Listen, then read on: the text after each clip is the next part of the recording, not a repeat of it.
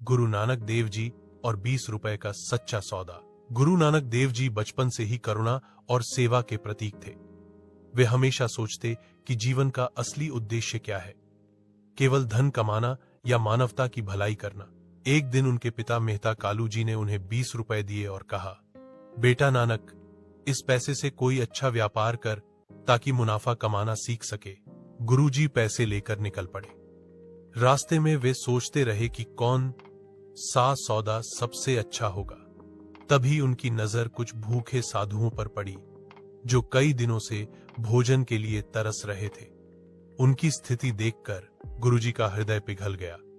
उन्होंने मन में सोचा, अगर मैं यह पैसे किसी सौदे में लगाकर और पैसे कमाऊं तो वह केवल मेरा लाभ होगा, लेकिन अगर इन भूखों को भोजन करा दूं तो यह सच्चा सौदा होगा जिससे सबका भला होगा। गुरुजी ने तुरंत उन 20 रुपए से आटा, दाल और सब्जियां खरीदी, वहीं रुककर खाना बनवाया और प्रेम से भूखों को खिलाया।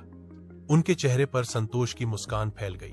जब गुरु नानक घर लौटे तो पिता ने पूछा, कहां लगाया पैसा, क्या मुनाफा हुआ?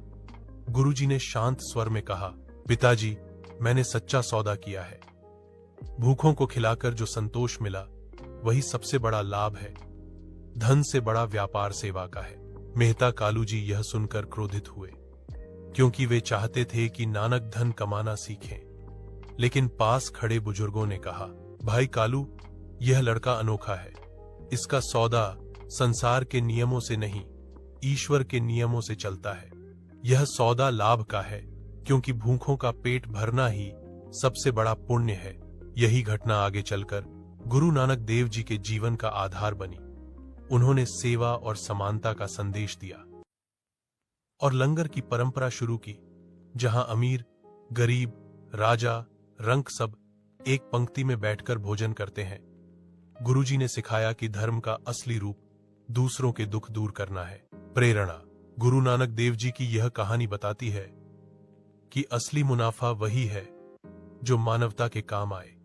पैसे से खरीदी गई वस्तुएं समाप्त हो सकती हैं, पर सेवा और दया का पुण्य कभी नष्ट नहीं होता।